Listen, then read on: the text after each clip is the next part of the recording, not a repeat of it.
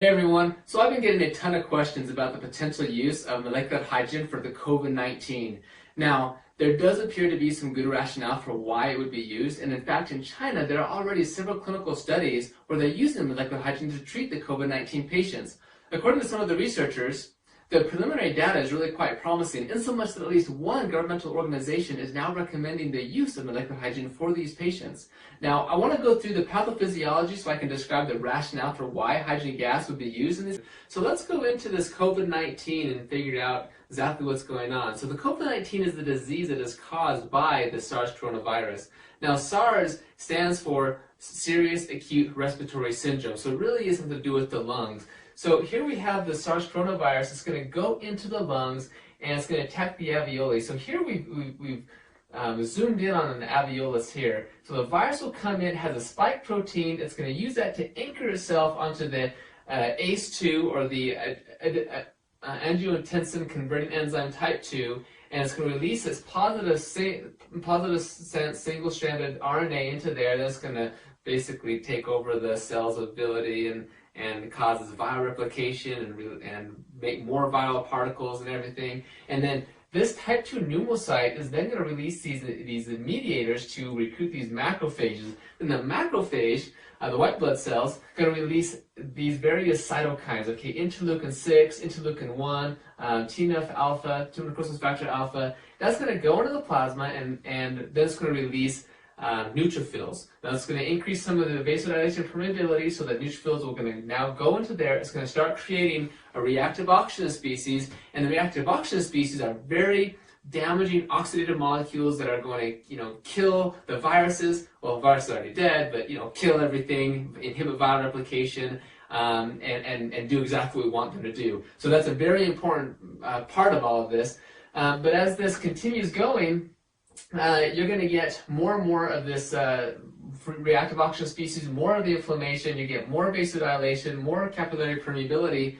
But because you actually are destroying your type 2 pneumocyte, well, the type 2 pneumocyte is what's important to make surfactant. If you don't have surfactant, your lungs aren't going to work correctly. So you don't have the reduced surface tension, so you have a decreased concentration. Plus, with the permeability, all the plasma is releasing out into the alveolus, and so now you have a collapsed alveolus. So, of course, you have a collapsed alveolus, you're going to have very difficult for gas exchange. You're going to have to work really hard to breathe. So you're going to have a very difficult time breathing with that problem. When this, because of all the reactive oxygen species, you're damaging the actual cell. So the whole entire alveolus will end up dying. And now you're going to try to be coughing that up, so you have a productive cough. So people are going to present with a cough and everything. Plus, with the interleukin 6, interleukin 1, these are going to go to the hypothalamus. That's going to control the body temperature. It's going to say, hey, let's increase the body temperature. That's going to cause a fever, so now people are going to have a fever. So all this is going to continue getting more and more inflammation. You get this systemic inflammation, so more vasodilation, and that's going to cause lower blood pressure or hypotension. So you're just going to feel weak and fatigue and everything, right? So you have this hypotension. Well, that's also going to cause low blood perfusion. Well, low blood perfusion meaning you're not going to get the oxygen-rich blood to your cells. So that's going to cause low oxygen levels or hypoxia, right? So now you're going to be short of breath. Plus, with this issue, you have short of breath, but also here, and that's going to activate the chemoreceptors. It's going to cause you to activate sympathetic nerve activation, so you're going to have a higher heart rate, for example. So you have fever, difficulty breathing, higher heart rate, a cough, all of these things. But you're not getting the nutrients there either. You're not being able to do metabolic waste removal. So that's going to cause cell death, right?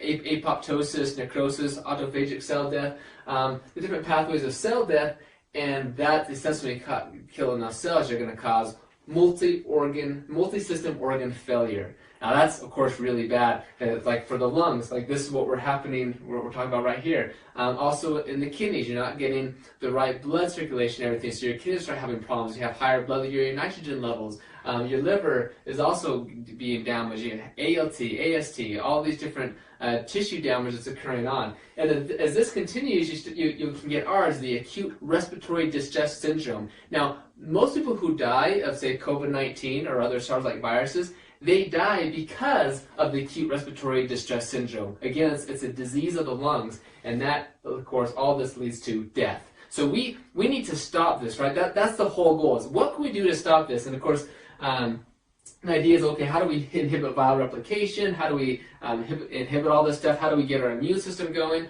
Well, notice that a lot of the damage is occurring here from the reactive oxygen species and this inflammation that leads to systemic inflammation. Well, let's zoom in on this a little bit and understand it, because this is really what's going to help you to understand the rationale behind hydrogen gas, rationale for hydrogen gas. Why are they using it in the clinical studies? Why is it having the effect that it does? It helps to explain all of this. Okay, so first, reactive oxygen species. Again, these are very oxidizing molecules. Well, actually, superoxide is reductive, but the point is they cause a lot of oxidative damage, okay? You cut your apple in half and it turns brown, that's oxidation, that's damage, it's rusting. And that same thing happens to your cells. It causes lipid peroxidation, DNA damage, all of these things. So we don't want to have an excessive amount of that. But these are also important. These neutrophils, they produce these reactive oxygen species. They express these NOx enzymes, or NADPH oxidase enzymes. And it takes oxygen, normal oxygen, and converts it to the radical superoxide. The mitochondria and electron transport chain also produces as a source for superoxide production. This is also very important. Superoxide is what is, again, killing the pathogens, killing all the bad stuff, and helping you. So you really want superoxide. You just don't want too much of it. It's got to be regulated, right?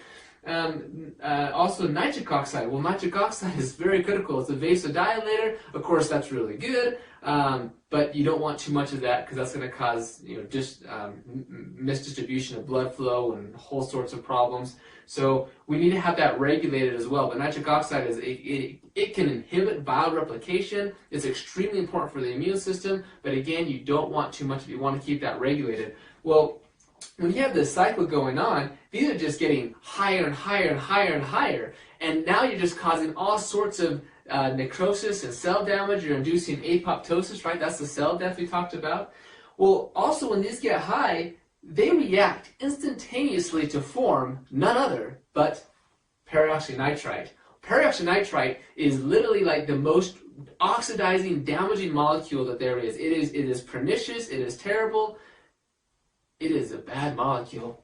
And not only, that's a bad one, but then there's also the hydroxyl radical. The hydroxyl radical is actually the most cytotoxic reactive oxygen species. It's just bad. Both of these guys are just bad. That's why they're in the red color, because red means bad in this case.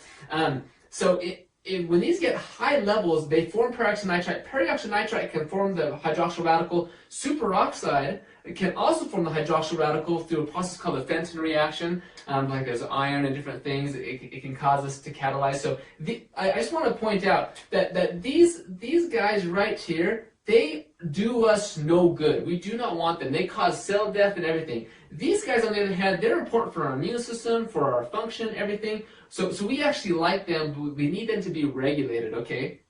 Well, these enzymes are very critical to regulate these, and they get hyperactivated by the immune inflammatory response we'll talk about over here. So, but typically, let's talk about superoxide, for example. The body regulates this because superoxide normally is just, once it's done its magic, once it's done what it needs to do, it's quickly converted by superoxide dismutase, the body's antioxidant enzyme. It's converted by hydrogen peroxide. That's converted to water and oxygen by, say, catalase or glutathione peroxidase. It's no problem. The body can take care of this. These are our body's natural antioxidants, and they are regulated by what's called this NRF2 keep 1 system. Okay, so here we have like a cell, and here's the nucleus. Okay, look, here's your mitochondria. Okay, but what can happen is that NRF2 keep 1 is a transcription factor that when it gets activated, check this out. When NRF2 keep 1 gets activated, it goes into the nucleus and binds to the ARE, the antioxidant response element, or ERE, the electrified response element. But here it binds and induces the transcription, production of the body's natural antioxidants, like your glutathione, your catalase, your superoxide dismutase, your glutathione peroxidase. In fact, NRF2 regulates over 200 different cytoprotective proteins and enzymes. Okay, this is the phase 2 enzymes, detoxification and antioxidation, is all right here with the NRF2 keep 1 system. Well, when you have an attack like this, all your superoxide dismutase, your catalase, all this stuff that's going to control everything is like totally depleted. It gets gone, and that's why you're getting it gets gone. That's funny. You get such a depletion going on here that you're quickly going to have necrosis and apoptosis, cell death, and everything. So that's why NRF2 is so important. Well, look what happens here. So now let's talk about hydrogen a little bit. Molecular hydrogen actually has the ability to activate the NRF2 keep 1 pathway. And when it can activate the NRF2 keep 1 pathway, it's going to help to replenish and maintain that redox homeostasis of your glutathione, your superoxide dismutase, your catalase, like I said, over 200 cytoprotective proteins and enzymes. And as it does that, it's going to help to maintain this whole thing. Okay, so that's one critical aspect. Another critical aspect is hydrogen can also regulate this area over here. It can actually regulate the NADPH oxidase system. It can actually down-regulate this, so you actually get less superoxide production. If it's too much, for example, it can help bring that down, as well as regulate the nitric oxide synthase enzymes. Has regulation in the mitochondria. Actually, some really neat benefits in the mitochondria that we're finding with the hydrogen gas. So here, hydrogen is able to take care of the ROS. Oh, and these guys right here. So hydrogen actually can selectively reduce these guys, the hydroxyl radical and the peroxynitrite. Okay. Now consider, see, other antioxidants, say vitamin C or vitamin E or whichever ones we're talking about.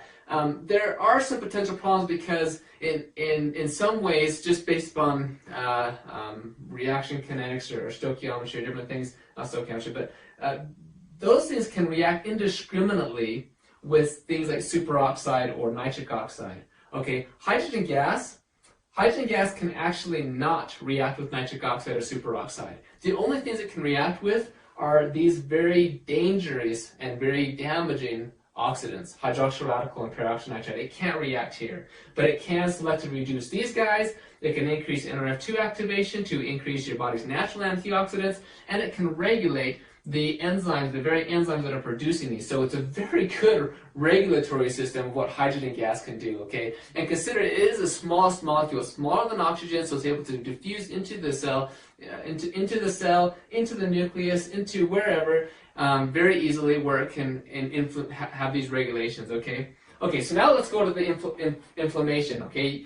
During this process, we get what's called the cytokine storm. That's when we have just this huge upregulation of all these cytokines, and we have tons of problems going on here, okay? So, for example, interleukin 6, interleukin 4, T2 necrosis factor alpha. Well, these are regulated by other transcription factors like NF-kappa B, NFAT, STAT1, or STAT3. These transcription factors regulate and increase the production of all of these. Well, guess what activates these? Reactive oxygen species. Okay? Well, reactive oxygen species activate these guys, and guess what these guys can produce? Well, if you guess reactive oxygen species, you go to the head of the class. Because that's right. All of this is this whole cycle. And you can see it's a vicious cycle. It just keeps on getting worse and worse and worse until you get more cell death, which results in multi-system organ failure, which results in, well, eventually death if we don't stop this. We have to stop this cycle. So hydrogen gas over here, we've actually demonstrated that hydrogen has an inhibitory role or a regulatory role in regulating these guys, which are going to regulate the actual inflammatory cytokines. So we've actually done several studies showing, we and as well as many other colleagues and researchers, and many papers have demonstrated that hydrogen has a great anti-inflammatory effects, decreasing interleukin 6. Okay, that's a very potent pro-inflammatory cytokine. So hydrogen can regulate NF-κB, NFAT. It's going to decrease these cytokines. And we're seeing in the research that hydrogen can therefore decrease, for example, lipopolysaccharide-induced hypotension, decreasing some of these other symptomology here because it's decreasing this inflammation, it's decreasing the oxidative damage, the oxidative stress that's going on. So, so to sum it all up together, this is how the virus progresses, leading to reactive oxygen species and inflammation. That's going to cause all the way to cell death, multi-system organ failure, and eventually, potentially death, right? And hydrogen gas, being a very simple, small molecule, we're showing it can help to regulate the redox status of the cell by selectively reducing the very bad guys, help to regulate and improve the NRF2 keep 1 pathway to maintain our body's redox homeostasis, and also has regulatory effects with the inflammation to lower chronic, harmful systemic inflammation. And it's by regulating everything and not just decreasing it or inhibiting it or something, because that's not what we want to do. We need all of these things. This is our immune system. We don't want to just get rid of it. Yes, it is what is killing us, but it is also very important that we have so that we can get better. So that is kind of that is the idea between hydrogen gas and its rationale for COVID-19. So anyway, I hope this made sense. I hope you're able to learn something from this, and we'll, like I said, check out the literature. We'll post the clinical trials, when they get done, and thank you very much.